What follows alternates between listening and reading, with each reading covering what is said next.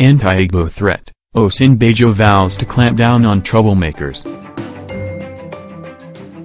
The acting president, Yemi Osinbajo, on Tuesday, read the riot act to all those beating the drums of war across the country, saying the full force of the law would be applied where necessary. Osinbajo gave the warning while addressing leaders of thought from the northern part of the country at the presidential villa, Abuja. The meeting, which was held behind closed doors, was called in the wake of the recent notice to quit some youths from the northern part of the country handed down to people from the southeast to leave their region. Osinbajo, in his opening remarks before journalists were asked to leave the venue, said the federal government was determined to ensure unity in the country. He said hate speeches and other divisive behaviors would be met with the full force of the law. He said government would take very seriously any attempts to cause violence or disrupt the peace of the country.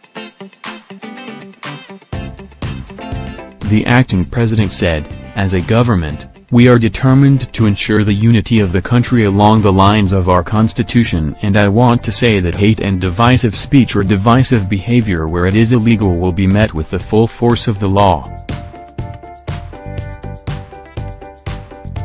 I want to ensure that there is no doubt at all that it is the resolve of the government that no one will be allowed to get away with making speeches that can cause sedition or that can cause violence.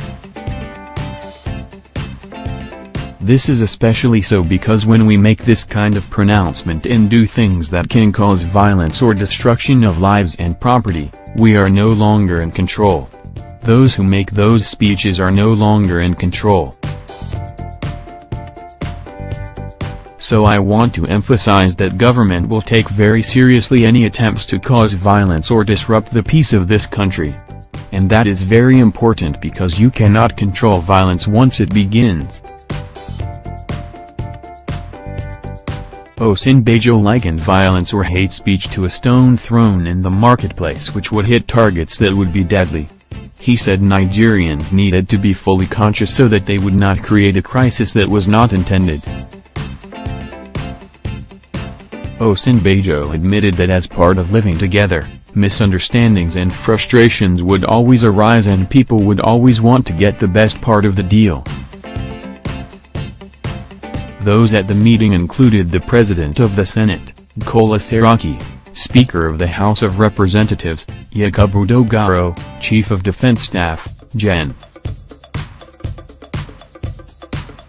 Gabriel Olanizakin, Chairman of Arewa Consultative Forum and former Inspector General of Police, Ibrahim Kamasi, spokesman for the Northern Elders Forum, Professor Ango Abdullahi, and a former governor of Sokoto State, Alat Wamiko. Others are a former deputy governor of Plateau State, Pauline Tallon, the publisher of leadership newspapers, Sam Dizea, Paul Anongo, Chairman, Liberty Radio and Television, Tijani Ramalan, and the editor-in-chief, Daily Trust, Dan Ali, among others. Osinbajo is expected to meet with leaders from the southeast separately before he would eventually meet with both groups together. His senior special assistant on media and publicity, Mr. Leolu Akand, confirmed this in a series of tweets on his Twitter handle on Tuesday.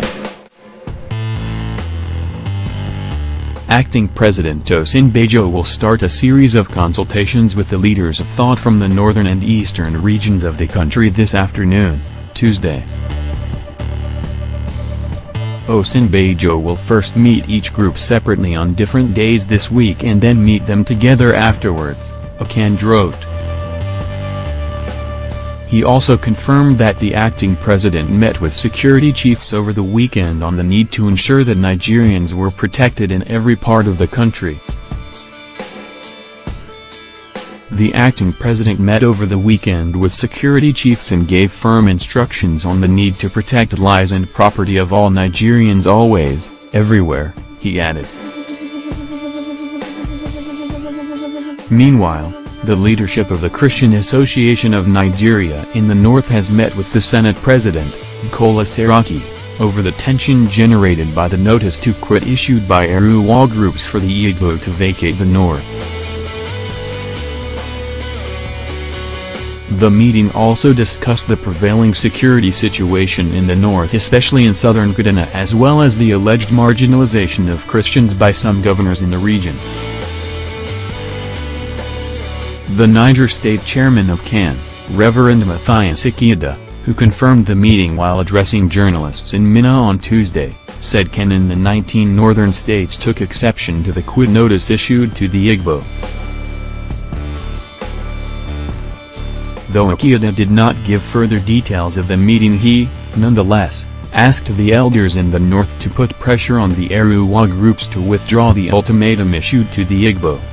Professor Yemi Osinbajo, Premium Times.